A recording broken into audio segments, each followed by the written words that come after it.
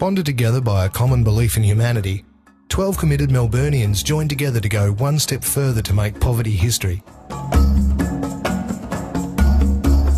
The story of YGAP, Y Generation Against Poverty, is one which may open your eyes to see that every individual can make a difference, and that every individual can have a part to play in ending social injustices which entrench poverty.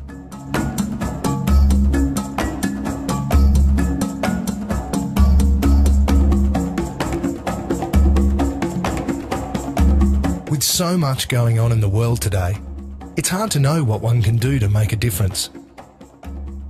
YGAP identified 2 small projects where we believed we could make a difference by supporting children who deserve more opportunities: the Malawi Mission and the Ghana Safe House Project.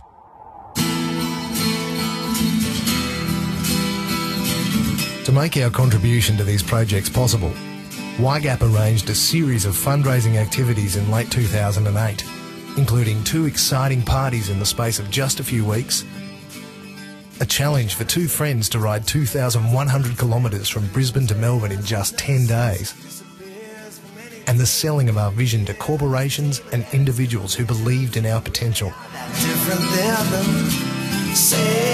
From these activities and the generous support of many individuals and companies, YGAP raised over $130,000. So on November the 13th, 2008, YGAP volunteers left for Africa and headed straight for the warm heart of the continent, Malawi. Stand and fight, do because you know you're right, be because you understand, fall because you take him down.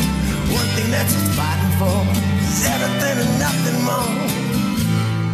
Nestled in the urban community centre of Ngwenya, in Malawi's capital Lilongwe, YGAP volunteers spent 5 weeks constructing 4 classrooms. This particular school had been identified by the Malawian government as the nation's most overcrowded and under-resourced educational institution.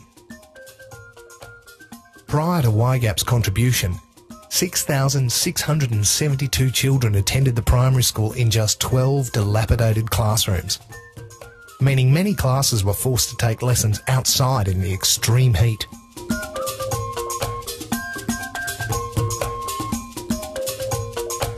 Through a partnership with Build a School, a charity based in Malawi, YGAP managed to gain a crucial head start to the project, with foundations being laid prior to our arrival. For the next 5 weeks, we provided on-site labour to this project, which meant lugging bricks, constructing scaffolding and trusses, rendering walls and boxing out ring beams were just a few of the daily tasks.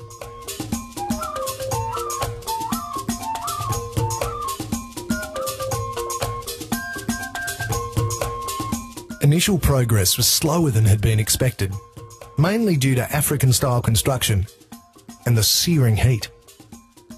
More than 20 local labourers were employed on the project, with YGAP managing their wages and ensuring they had adequate food to eat each day. Many lasting friendships were formed between the volunteers and the local community.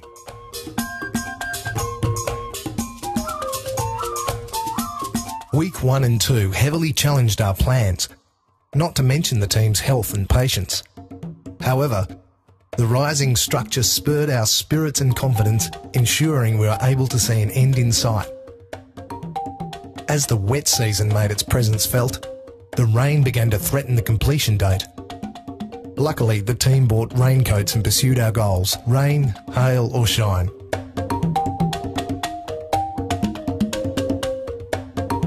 After an extended time in Africa's warm heart, YGAP was able to formally hand over the 4 new classrooms. All funds and labour spent at the Ngwenya Primary School have truly supported the beautiful, smiling and appreciative children in their wonderful community.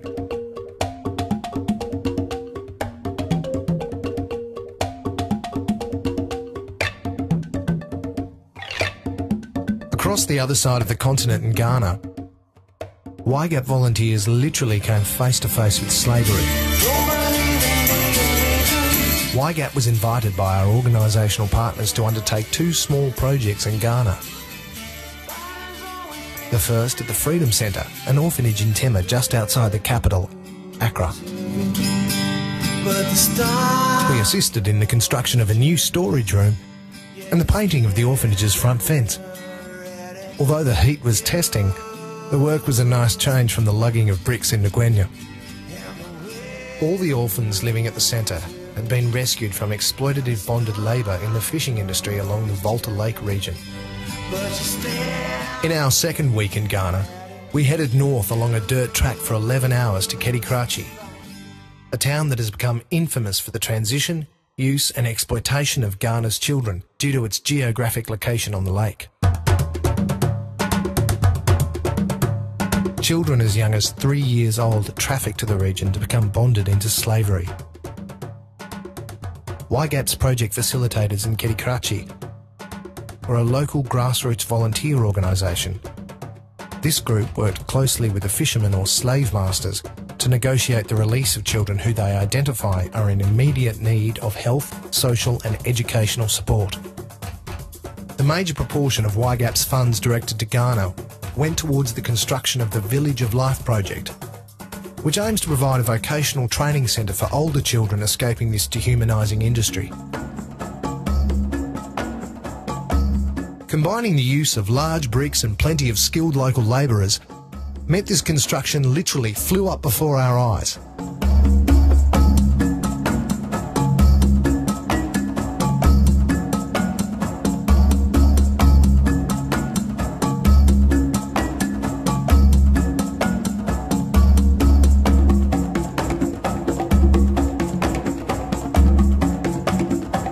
In addition to the volunteer work undertaken, YGAP volunteers were able to participate in rescuing 8 children from the destructive fishing industry.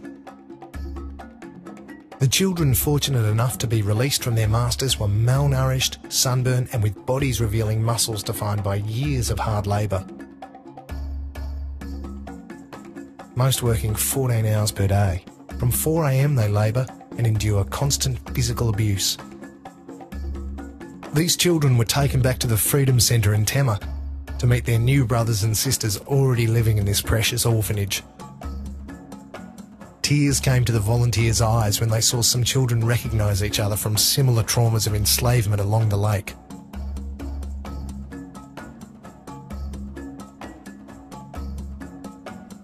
By gently showing love and affection to these vulnerable children, the YGAP volunteers were rewarded with their trust and friendship. YGAP would like to take this opportunity to personally thank all of its members, corporate sponsors, individual donors and our wider supporters. By sharing in our vision, you've enabled thousands of children in Malawi to access an education and provided a safe upbringing for children freed from exploitation in Ghana. Thank you for your kind support.